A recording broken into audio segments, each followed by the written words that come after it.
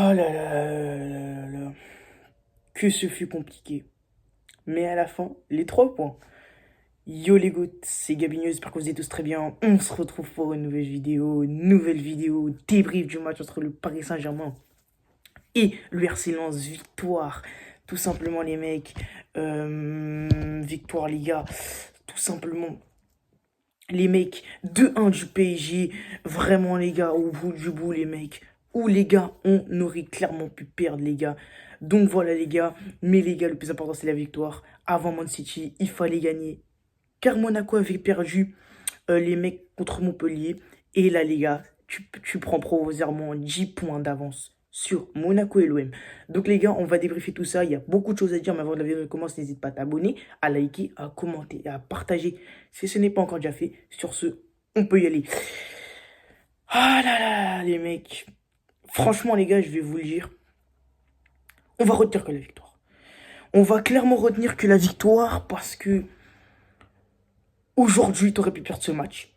Aujourd'hui, on devait gagner, on l'a fait. Mais franchement, j'en ai marre. Première mi-temps, encore une fois, les gars, on va parler des deux mi-temps. Première mi-temps, encore une fois, t'arrives à Bollert,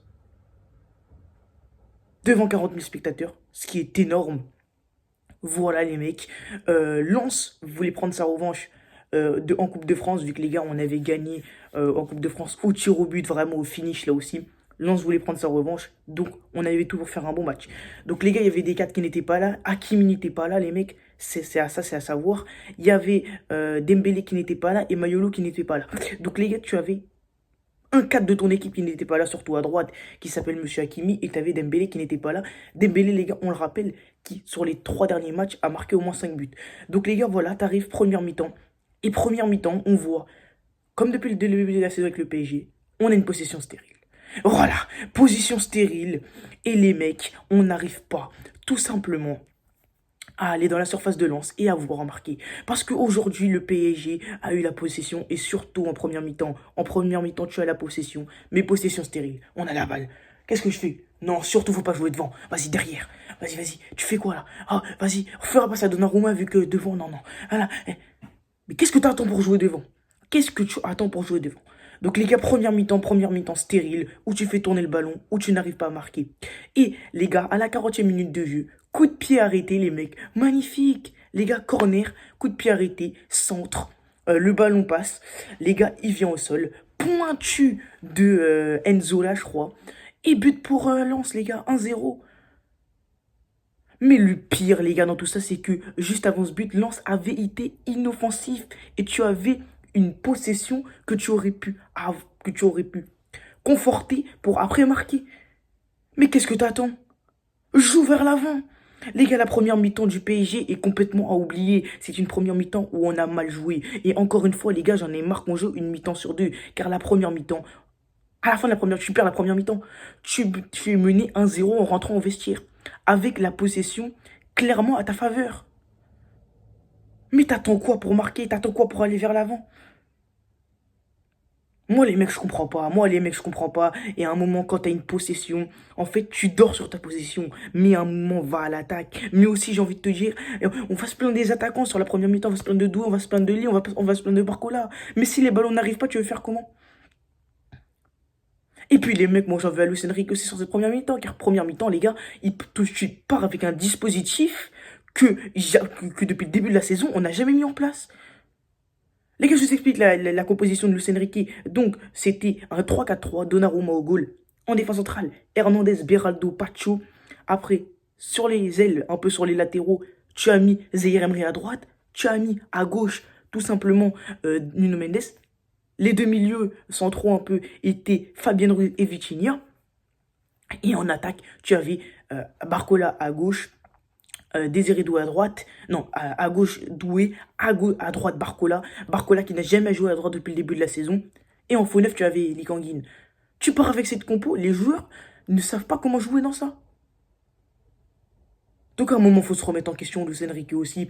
Donc franchement, les gars, moi, première mi-temps, c'est vraiment à oublier. Tu fais une mauvaise première mi-temps, tu te prends une claque, vu que Lens marque sur quoi? Sur un coup de pied arrêté. Mais moi aussi, j'en ai ras-le-bol à un moment. Parce que le but, tu te le prends sur quoi? Sur un coup de pied arrêté.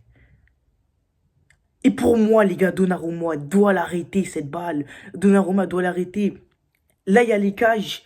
Là, il y a les cages. Et là, il y a le joueur, il tire. C'est un angle fermé. Normalement, Donnarumma doit l'avoir tous les jours. Donc, les gars, moi, j'en peux plus. Donc, deuxième mi-temps, les gars. Luis Enrique arrive, les gars. Donc, les gars, on revient et tout ça en deuxième mi-temps. Et en deuxième mi-temps, on change totalement de rythme. Les gars, on impose notre rythme. Et à la 60e minute, Fabien Ruiz marque.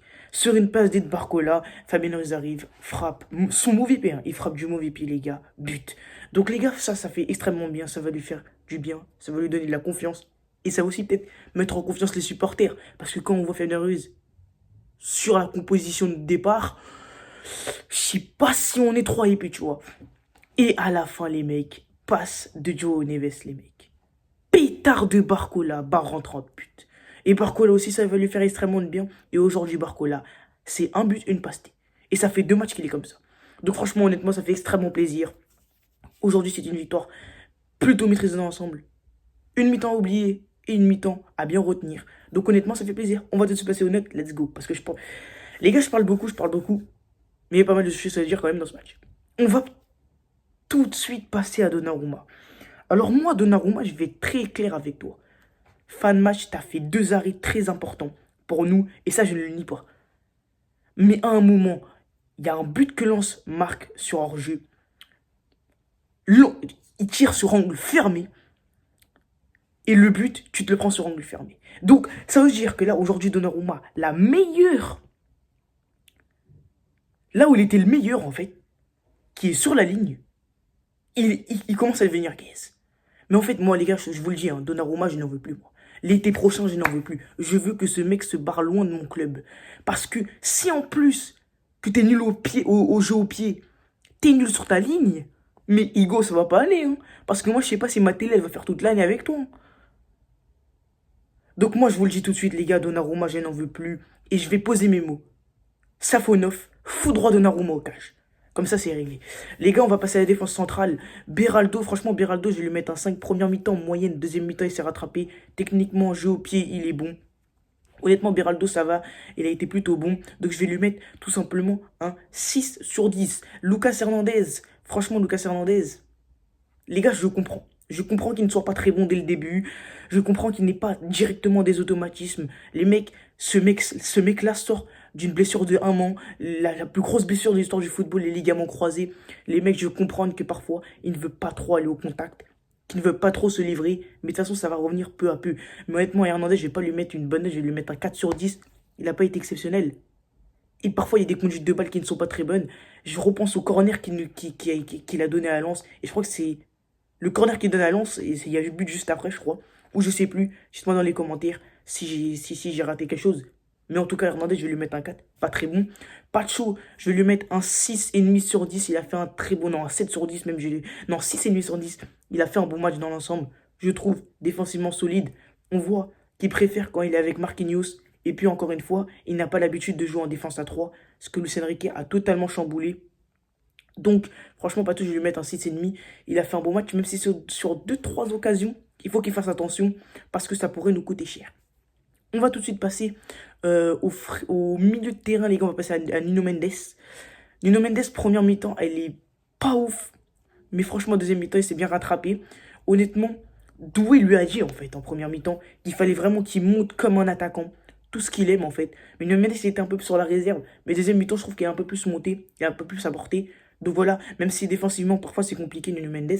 Mais franchement, Nuno Mendes, je vais lui mettre un 6. Il a fait un bon match, ça va. Zaïre Emery, je vais lui mettre un 4 sur 10, malheureusement. Je trouve, déjà que c'est pas son poste.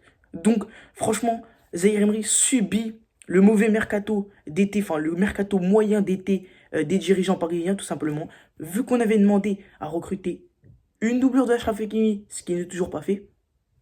Voilà. Mais aujourd'hui, beaucoup de supporters parisiens disent qu'au mercato, il faut qu'on recrute un 9 et un 6. Ça.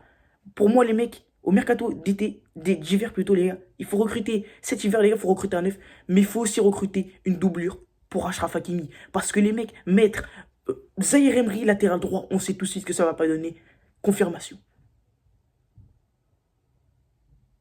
Donc je demande aux dirigeants parisiens de tout simplement, les mecs, acheter une doublure pour Achraf Hakimi parce que sinon, on voit que Zaïre Emery, les gars, en paye les conséquences et qu'il n'est pas bon. Donc c'est très important de le dire. Donc Zaïre Emery, franchement, je vais lui mettre un 4. Il n'a pas été très rassurant. Même s'il y a des fois où il aurait bien récupéré des ballons, mais pas exceptionnel, Zaïre Emery. Donc, je vais lui mettre un 4. On va passer au milieu de terrain. On va passer par Fabien Ruiz. Et Fabien Ruiz, je vais lui mettre un 7 sur 10. Il a fait un très bon match. Et quand Fabien Ruiz fait un mauvais match, il faut le dire. Mais quand il fait un bon match aussi, il faut le dire. Et Dieu sait que c'est rare. Franchement, Fabien Ruiz a déjà marqué aujourd'hui. Ça a été important. Il essaie de jouer vers l'avant, de ramener du danger, de ramener des occasions pour l'équipe. Franchement, Fabien Ruiz, il a fait un très bon match aujourd'hui. Ça n'empêche pas que je ne l'aime pas trop. Parce que franchement, les gars, depuis le début de la saison, il est mauvais. Mais ça peut pourquoi pas le mettre en confiance pour le match contre Man City. Donc franchement, Fabien Ruiz, c'est une bonne note. Je vais lui mettre un 7 sur 10. En fait, il a fait un très bon match. On va tout de suite passer à Vitinha. Vitinha, les gars, franchement, au milieu de terrain, je trouve qu'il a fait un bon match. Il a souvent voulu avoir le ballon pour en faire quelque chose de bien. Franchement, Vitinha, il a fait quand même un bon match, je trouve. Donc honnêtement, Vitinha, je vais quand même lui mettre un 6,5 sur 10. Il a fait un bon match, je trouve. Voilà, dans l'ensemble, ça a été correct. Comme d'habitude, Vitinha, depuis le début de la saison, de toute façon, c'est bon. Donc je vais lui mettre un 6,5. Et on va tout de suite passer à l'attaque. On va passer à Lee Kangin, qui était en faux neuf. Franchement, Lee Kangin, il y en a beaucoup qui vont le critiquer aujourd'hui. Moi, je ne le critique pas. Je trouve qu'il a fait un bon match. Alors, les gars, je ne trouve pas qu'il a fait un match exceptionnel non plus. Mais dans l'ensemble, je trouve que ça allait. Ça a été correct. Et ce qui est très intéressant chez Lee Kang-in, justement, c'est en première mi-temps, quand on lui faisait des passes. Sa première touche de balle est parfois fatale. Et ça, c'est très intéressant chez Lee Kang-in. Bien évidemment, Lee Kang-in, c'est un joueur de Ligue 1. Hein. Jamais de la vie, tu ne mettras Lee Kang-in titulaire contre Man City en Ligue des Champions dans 3 jours. Hein, Luis Enrique. Donc voilà, mais franchement, Lee Kang-in, il a fait un match potable, ça va. On va tout de suite passer à monsieur Barcolinho. Barcolinho, les mecs, je rigole. Pas Barcolinho, on va doser. Mais est-ce que ça serait pas un peu le comeback de Barcola? Parce que je trouve que Barcola aujourd'hui a fait un très bon match. 7,5 sur 10. Parce qu'aujourd'hui, Barcola, c'est un but, une passe D. Et sur les 2 derniers matchs, c'est à son a joué contre N3 avant. Mais franchement, il a fait des très bons matchs. Donc honnêtement, Barcola continue comme ça. Ça va le mettre en confiance pour Man City et pour l'équipe. Donc franchement, Barcola, je vais lui mettre un 7,5 sur 10. Il a fait un très bon match. Continue comme ça, Barcola. Ne lâche pas. Luis Enrique, non, ouais. Donc ne lâche pas. Donc voilà, ça fait extrêmement plaisir. 7,5 pour Barcola. Qui a été replacé à gauche aussi, vu qu'à droite, au début, Barcola était positionné à droite. Luis Enrique l'a remis à gauche. Parce que honnêtement, à droite, Barcola, c'était pas exceptionnel. Donc honnêtement, Barcola, je vais mettre un 7,5 sur 10. Et Doué, les gars, je trouve que Doué a fait un match moyen. C'est 4 sur 10. Parfois, il a trop voulu garder le ballon. Il a trop voulu jouer tout seul. Alors qu'il ne faut pas oublier qu'il y a un collectif. Donc franchement, Doué, il n'a pas fait une top performance. Donc, je vais lui mettre un 4 sur 10. Et puis, il n'a pas créé énormément d'occasions pour le PSG. Donc voilà, les gars, c'est la fin du débrief. En tout cas, dites-moi en commentaire ce que vous en avez pensé. Moi, je suis plutôt mitigé. Mais je ne vais pas crier, râler parce qu'il y a Man City dans 3 jours. Et que l'équipe a besoin de nous.